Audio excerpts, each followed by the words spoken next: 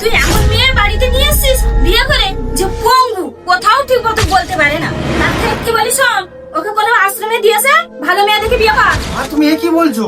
আমি ওকে ভালোবেসে বিয়ে করেছি। আর ও ছোটবেলার থেকে এরকম ছিল না। ওর মা হঠাৎ মারা যাওয়ায় আঘাত পেয়ে ওরকম হয়ে গেছে। দেখ খোকা, তোর মা তো ঠিক কথাই বলেছে। যা হওয়ার নয় তাকে বাদ দিয়ে তোকে ভালো থেকে মেয়ে বিয়ে কর, যাতে তোর জীবনটা সুখের হয়। না বাবা, তোমরা দেখবে ও এক সময় সুস্থ হয়ে যাবে, ডাক্তার বলেছে। দেখ খোকা, তুই যদি আমাদের কথা না শুনিস, তুই তোর ওই পঙ্গু বউকে নিয়ে আমার বাড়ি থেকে বেরিয়ে যা। ঠিক আছে বাবা, আমি ওকে নিয়ে অন্য কোথাও চলে যাচ্ছি।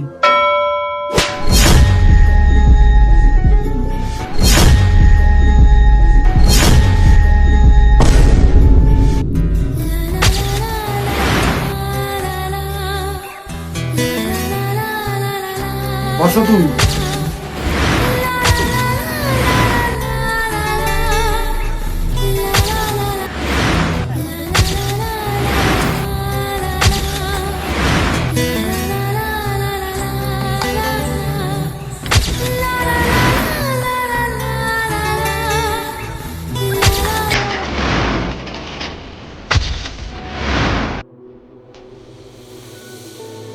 কি?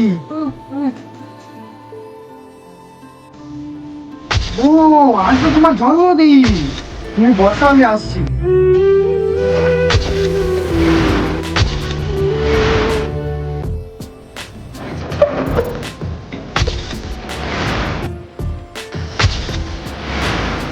Happy birthday to you.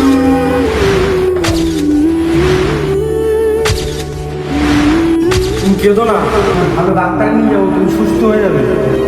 ডাক্তারবাবু আসবো? হ্যাঁ, আসুন আসুন আসুন, বসুন বসুন বসুন।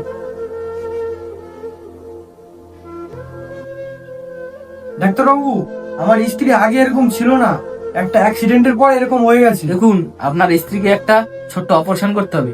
অপারেশনটা করলেই আপনার স্ত্রী সেই আগের মতো ঠিক হয়ে যাবে। এই দেখো, আমি আগের মতো সুস্থ হয়ে গেছি। আমি বলেছিলাম না তুমি ঠিক আগের মতো সুস্থ হয়ে যাবে। চলো বাড়ি চলো। হ্যাঁ বন্ধুরা, এই ভিডিওতে কি দেখলে? জীবন সঙ্গিনী যেমনই হোক, তাকে কোনো পরিস্থিতিতে ছেড়ে দেওয়া উচিত নয়।